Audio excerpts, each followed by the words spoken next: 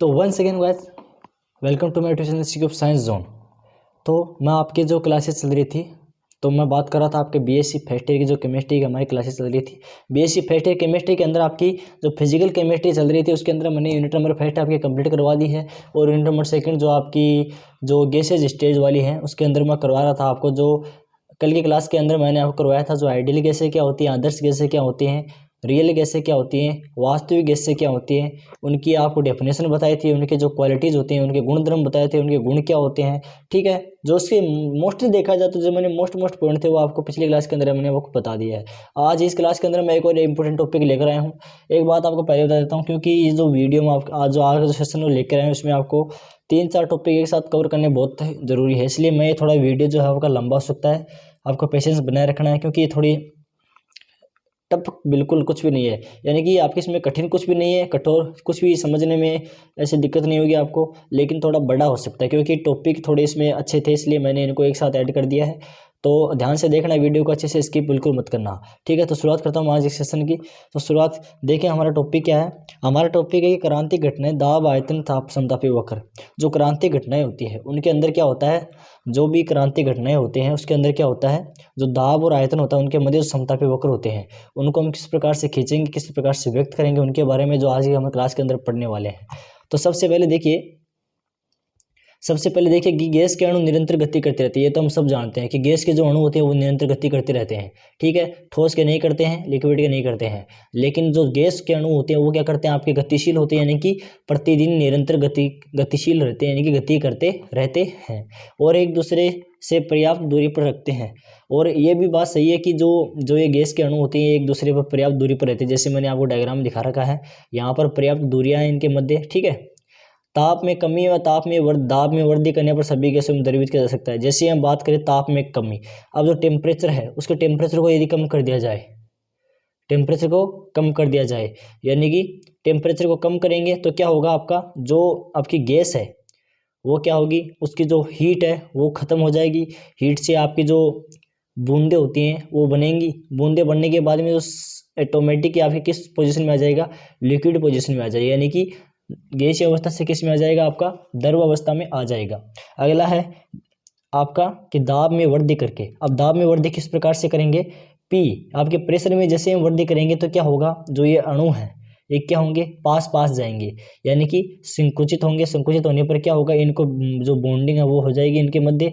Bonding होने से जो ये गैसें हैं वो किस में कन्वर्ट हो जाएंगी, लिक्विड के अंदर कन्वर्ट हो जाएंगी। ठीक है, इसका रीजन क्या है, इसका रीजन बहुत बड़ा, देखिए ध्यान से। इसका रीजन है कि गैस का तापमान कम करने से गतिज ऊर्जा में कमी आ जाती है। जैसे हम गैस का टेम्परेचर कम करते हैं, रिड्यूस करते हैं, तो क्या होता है, जो गतिज ऊर्जा होती है, काइनेटिक एनर्जी होती है, उसमें क्या आता है, कमी आती है। और क्या होता है, दाब बढ़ाने से गैस के अणु आस पास आ जाते हैं। जैसे हम इसका प्रेशर बढ़ाते हैं तो आपके गैस के अणु क्या होते हैं, एक दूसरे के आसपास इकट्ठे हो जाते हैं, यानी कि आसपास आकर के एक दूसरे के स्थित हो जाते हैं। फिर क्या होता है, अणुओं के नज़दीक आने से उनके मध्य क्या बनते हैं, अट्रैक्शन फोर्स, यानी कि अट्रैक्शन बंध बनते हैं, अट्रैक्शन बॉन्ड बनते हैं। जैसे जैसे ये दाब प्रेशर बढ़ाएंगे, दाब से ये जो अणु है उनके आपके नज़दीक आ जाएंगे। नज़दीक आने से क्या होता है, इनके मध्य जो आकर्षण बल है वो लगेंगे। आकर्षण बल जैसे लगेगा तो आकर्षण बंध से ये जो है एक दूसरे को बांध लेंगे। जैसे ही ये एक दूसरे को बांधेंगे तो बांधने के फलस्वरूप हमें क्या प्राप्त होगा, जो ये गैसें होती हैं वो द्रव्यमय अवस्था में कन्वर्ट हो जाएंगी, यानी कि लिक्विड स्टेज में आपकी क्या हो जाएंगी, चेंज हो जाएंगी। ठीक है, लिक्विड स्टेज के अंदर आपकी चेंज हो जाएंगे। अब इसमें इंपॉर्टेंट एक डेफिनेशन आती है 3-4, जो इसको लिक्विड, जो इसके लिक्विड स्टेट को कन्वर्ट होती है उसको समझाती है अच्छे से। इसमें जो 3-4 टॉपिक है वो कौन कौन से आपको मैंने एक तो क्रांतिक ताप बताना है, क्रांतिक दाब और क्रांतिक आयतन क्या होते हैं, इन चीज़ के बारे में आज डिस्कशन टॉपिक में आप करने वाला हूँ। पहला हमारा है पॉइंट, क्रांतिक ताप क्या होता है। क्रांतिक ताप क्या होता है, ठीक है, वह तापमान जिसके ऊपर क्या होता है, कितना भी दाब लगाया जाए, कितना भी आपका जो प्रेशर है वो अप्लाई कर दिया जाए, जो गैस होती है, गैस को द्रव अवस्था में करना मुश्किल होता है। यानी कि जो क्रांतिक ताप पर ऐसी स्टेज होती है जिस पर आपको कितना भी प्रेशर लगा दिया जाए लेकिन उसको द्रव अवस्था में चेंज करना मुश्किल होता है, क्रांतिक ताप कहलाता है। इसे हम किससे व्यक्त करते हैं, टीसी से व्यक्त करते हैं। ठीक है, एग्जाम्पल देखें इसका, जैसे हम CO2 गैस को लेते हैं, CO2 गैस होती है वो क्रांतिक ताप 31 डिग्री सेंटीग्रेड होता है। कितना होता है? 31 डिग्री सेंटीग्रेड होता है। अतः इस ताप के ऊपर किसी भी दाब पर CO2 को द्रवित नहीं किया जा सकता। इस ताप के ऊपर क्या होता है, किसी भी दाब को, किसी भी गैस को, यानी कि किसी भी गैस को क्या नहीं किया जा सकता है, द्रवित नहीं किया जा सकता है, चाहे दाब कितना भी अधिक लगा दे। यानी कि टेम्परेचर यदि आपका दे रखा है तो आप 31 डिग्री सेंटीग्रेड वह टेम्परेचर जिसके ऊपर कितना भी चाहे आप दाब लगा दो, उसको किस अवस्था में चेंज नहीं कर सकते, हम द्रवित अवस्था में चेंज नहीं कर सकते हैं। अगला हमारा पॉइंट है क्रांतिक दाब क्या होता है, यानी कि क्रिटिकल प्रेशर क्या होता है, उसको हम देखेंगे। क्रिटिकल प्रेशर क्या होता है कि क्रांतिक ताप पर किसी गैस को द्रवित करने के लिए, जो क्रांतिक ताप होता है, क्रिटिकल टेम्परेचर होता है, उसके ऊपर क्या करना है, किसी गैस को द्रवित करने के लिए आवश्यक दाब क्या कहलाता है, आपका क्रांतिक दाब कहलाता है। जो आवश्यक दाब है वो आपका क्या कहलाता है, क्रांतिक दाब कहलाता है। ठीक है, क्रांतिक दाब कहलाता है। जैसे इसका एग्जाम्पल दूं मैं, एग्जाम में देखना कि TC पर क्रांतिक ताप पर CO2 को द्रवित करने के लिए, CO2 क्या करते हैं, द्रवित करने के लिए वायुमंडलीय दाब की आवश्यकता होती है। क्रांतिक ताप पर जो CO2 गैस होती है उसको द्रवित करने के लिए किस गैस की आवश्यकता होती है, किस दाब की आवश्यकता होती है, वायुमंडलीय दाब की आवश्यकता होती है। अगला हमारा पॉइंट आता है क्रांतिक आयतन क्या होता है। क्रांतिक आयतन क्या होता है, VC क्रिटिकल वॉल्यूम क्या होता है कि क्रांतिक ताप तथा क्रांतिक दाब पर एक मोल गैस का जितना आयतन होता है, क्रांतिक ताप पर और क्रांतिक दाब पर एक मोल गैस का जितना आयतन होता है, जो एक मोल गैस होती है आपकी, उसका जितना आयतन होता है वही क्या होता है, आपका क्रांतिक आयतन होता है, यानी कि क्रिटिकल वॉल्यूम होता है। वह आयतन क्रांतिक आयतन कहलाता है। इसको CO2 का VC 0.0066 लीटर होता है। जो CO2 होता है गैस, उसका जो क्रांतिक आयतन है वो कितना होता है, आपका 0.0066 लीटर होता है। ठीक है, 0.6 लीटर। अब हम पढ़ेंगे आज की क्लास का हमारा शानदार टॉपिक, सबसे शानदार टॉपिक। ये चीज़ आपके समझने लायक है, क्योंकि ये टॉपिक जो मैं बताऊंगा, जो अब मैं बताऊंगा, वो आपका एग्जाम में आने के चांसेस बहुत ज़्यादा हैं। यानी कि इस चीज़ को आराम से देखना है, ध्यान से समझना है। ठीक है, ये ग्राफ थोड़ा आपको डिफिकल्ट लग रहा है, लेकिन मैं इसके ऐसी जैसे जैसे इसकी थ्योरी लिखवाऊंगा, जैसे जैसे इसको मैं आपके आकर डिस्कस करूँगा, डिस्क्राइब करूँगा, वर्णन करूँगा, तो आपको अच्छे से समझ में आ जाएगा। ठीक है, और आप भी आराम से इसको बना सकते हो। तो हमारा पहला है, इस प्रयोग का नाम क्या है, एंड्रयूज का प्रयोग। यानी कि एंड्रयूज का प्रयोग है किसके लिए, CO2 के समतापी वक्र, CO2 के जो समतापी वक्र यहाँ पर दिखाए गए हैं। इसके अंदर देखना, इसके अंदर आपको 3-4 मैंने वक्र दिखाए हैं, एक वाला ये 5 है, 1 2 3 4 5, टोटल मैंने आपको 5 वक्र दिखाए हैं। ठीक है, वे किस प्रकार से हैं इनका हम आगे देखेंगे, पहले इसकी थ्योरी देख लेते हैं। पहले देखते हैं इसका 13.1 डिग्री सेंटीग्रेड समतापी वक्र। इसमें आपको दिखाई दे रहा होगा 13.1 डिग्री सेंटीग्रेड समतापी वक्र। इसमें कौन कौन से हैं, ABCD, कौन कौन से हैं, ABCD।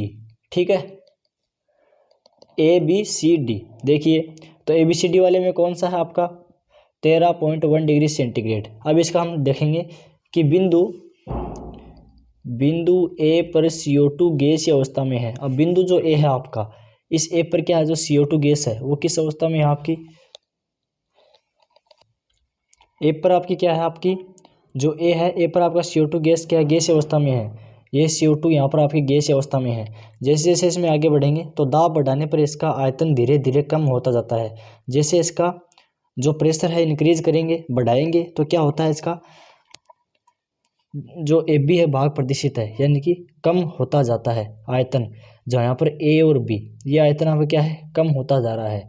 ठीक है, ये कम होता जा रहा है ना, ये वाला भाग देख लीजिए, कम होता जाता है, जो कि AB भाग प्रदर्शित है, यहाँ पर AB भाग प्रदर्शित है।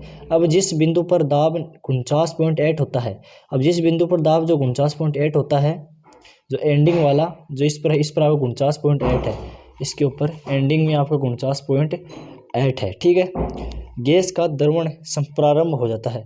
वहाँ पर क्या होता है, आपका गैस का जो द्रवण है, लिक्विड फॉर्मेशन है, वो क्या होता है, आपका प्रारंभ हो जाता है। बिंदु C के बाद CD ग्राफ द्रव अवस्था में दर्शाते हैं। अब बिंदु C के बाद में, अब जो ये बिंदु आपका C है, इसके बाद में CD जो है, ये CD है, किसको दर्शाएगा, आपका द्रव अवस्था को दर्शाएगा। ठीक है, अगला हमारा ग्राफ है कि 21.5 डिग्री सेंटीग्रेड पर समतापी वक्र। अगला ग्राफ हमारा कौन सा है, 21.5 डिग्री सेंटीग्रेड पर समतापी वक्र क्या है, EFGH। 21.5 डिग्री सेंटीग्रेड पर देखिए, 21.5 डिग्री सेंटीग्रेड पर कौन सा है, ये वाला है। EFGH 21.5 डिग्री सेंटीग्रेड पर। अब इसमें क्या होगा वो देखिए, कंडीशन शायद इसमें भी सेम रहेंगी। कंडीशन क्या रहेंगी इसमें देखना, यह वक्र ऊपर वर्णित 13.1 डिग्री सेंटीग्रेड पर ताप पर। अब जो इसके नीचे जो मैंने पहले आपको ग्राफ बताया 13.1 डिग्री वाला ये, ठीक है, इसके अंदर क्या समानता है वो देखिए, 13.1 डिग्री सेंटीग्रेड ताप पर वक्र के समान ही है। अंतर केवल इतना है कि द्रवण कुछ आंशिक दाब पर होता है। मतलब इसमें यह है कि जो आपका जो ये वाला एरिया है, एक तो आपका ABCD वाला है और एक आपका EFGH वाला है। जो इसमें जो आपका द्रवण होता है वो क्या होता है, थोड़ा आंशिक दाब रहता है, यानी कि दाब इसमें थोड़ा कम रहता है। यानी कि इसमें दाब आपको कम अप्लाई करना पड़ेगा, यानी कि प्रेशर आपको कम अप्लाई करना पड़ेगा। कम प्रेशर के अंदर ही आपका क्या हो जाएगा, ये लिक्विड फॉर्मेशन में चेंज हो जाएगा। ठीक है, अगला हमारा पॉइंट है, देखिए अगला है 31.1 डिग्री सेंटीग्रेड पर समतापी वक्र। 31.1 डिग्री सेंटीग्रेड पर आपके समतापी वक्र किस प्रकार से प्राप्त करते हैं, देखिए, तापमान बढ़ाने पर वक्र का क्षैतिज भाग क्रम से घटता जाता है। अब देखिए आई अक्ष जे में देखो 31 वाले में आई अक्ष जे 31.1 डिग्री सेंटीग्रेड वाले में देखो आई अक्ष जे, इसमें क्या होता है आपका देखिए, जैसे जैसे तापमान बढ़ाने पर वक्र का क्षैतिज भाग क्रम से घटता जाता है तथा 31 डिग्री सेंटीग्रेड पर एक बिंदु मात्रक प्राप्त होता है, अतः इस ताप पर गैस बिना दिखाई दिए ही द्रव में बदल जाती है। ठीक है, अगला हमारा लास्ट का है वो है कि 35.5 डिग्री सेंटीग्रेड व 48.1 डिग्री सेंटीग्रेड के समतापी वक्र किस प्रकार से होते हैं, देखिए। अब 31.1 डिग्री सेंटीग्रेड के ऊपर के तापों पर प्राप्त हुए वक्र KL और MN सतत होते हैं। अब जैसे ही हम बात करें 31.5 से ऊपर 35.5 डिग्री सेंटीग्रेड वाले और 41.81 डिग्री सेंटीग्रेड वाले, इसमें जो वक्र आपके हैं K और L और M और N, ये वक्र क्या होते हैं आपके सतत होते हैं। ठीक है, यानी कि समान से होते हैं, लगभग सतत होते हैं। इन वक्रों पर द्रवण नहीं होता है, इन वक्रों पर क्या नहीं होता आपका, लिक्विड फॉर्मेशन नहीं होता, यानी कि द्रवण नहीं होता है। और ये वक्र ये दर्शाते हैं कि उच्च ताप पर CO2 आदर्श गैस के समान व्यवहार करती है। अब यहाँ पर देखिए इन दोनों पर क्या होता है, जो आपकी जो गैस है वो लिक्विड फॉर्म में कन्वर्ट नहीं होती है। इस पर यह पता लगता है जो आपकी जो लिक्विड है, जो द्रव है, यानी कि जो गैस है वो गैस क्या करती है, जो आदर्श व्यवहार है उसका शो करती है, यानी कि आदर्श व्यवहार का पालन करती है। आदर्श गैस के नाम से इसको जाना जा सकता है। ठीक है, ये आपके जो दोनों गैसें हैं ये आपके आदर्श व्यवहार को शो करती हैं। ठीक है, इसमें देखिए विभिन्न ताप पर CO2 गैस के समतापी वक्र मैंने आपको बताए हैं। कौन कौन से किस किस प्रकार से मैंने बताए, एक बार फिर से देख लीजिए। इसमें मैंने आपको पहला बताया A, B, C और D वाला वक्र। इसमें जैसे तापमान में कमी आ रही है, A से B पॉइंट की तरफ जैसे जाएंगे तो इसमें टेम्परेचर वो जो आपका आयतन है उसमें कमी आएगी, और जैसे जैसे जाते जाएंगे तो ये क्या होगा, C और D अवस्था में क्या आ जाएगा, आपका लिक्विड फॉर्मेशन चेंज हो जाएगा, यानी कि लिक्विड अवस्था में के अंदर आपके क्या हो जाएगा, ये परिवर्तन हो जाएगा। ठीक है, अगले वाले में देखिए EFGH में मैंने क्या बताया, EFGH में जो इसकी कंडीशंस होती है वो किसके अकॉर्डिंग होती है, ABCD वाले के अकॉर्डिंग होती है, सेम इसकी पोजीशन होती है। ठीक है, अगला है हमारा 31.1 डिग्री सेंटीग्रेड वाला। इसमें जैसे इसका द्रवण होता है, लिक्विड फॉर्मेशन चेंज होता है, तो ये अक्ष तक सेम रहती है, यानी कि एक बिंदु अक्ष आता है, इस तक सेम रहते हैं। उसके बाद में जब ये चेंज होते हैं तो ये बिना दिखाई दिए ही क्या हो जाती हैं, लिक्विड में चेंज हो जाती हैं, यानी कि बिना कुछ से दिखाई दिए ही परिवर्तन हो जाते हैं लिक्विड के अंदर, यानी कि एकदम क्षणिक परिवर्तन होता है, बहुत जल्दी से होता है। अगले जो दो है हमारे पास में, एक तो ML वक्र, एक आपका MN वक्र।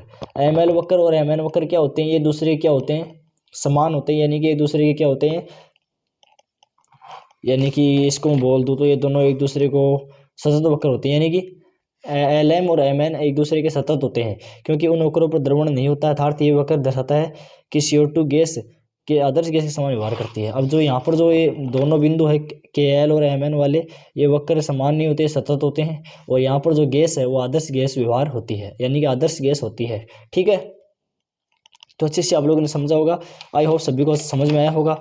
और कमेंट करके जो जना वीडियो कैसा लगा, और अब अभी तक आपने चैनल को सब्सक्राइब नहीं किया, सब्सक्राइब कर लीजिए।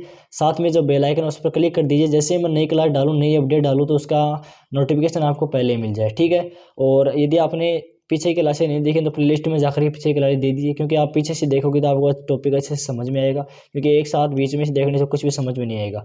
सारी प्ले लिस्ट बनी हुई है, अलग अलग सब्जेक्ट की अलग अलग प्ले लिस्ट बनी हुई है, उसमें आप विजिट कर सकते हैं, आराम से देख सकते हैं, एक एक चीज़ आपको क्लियर हो जाएगी। ठीक है, thanks for watching this video.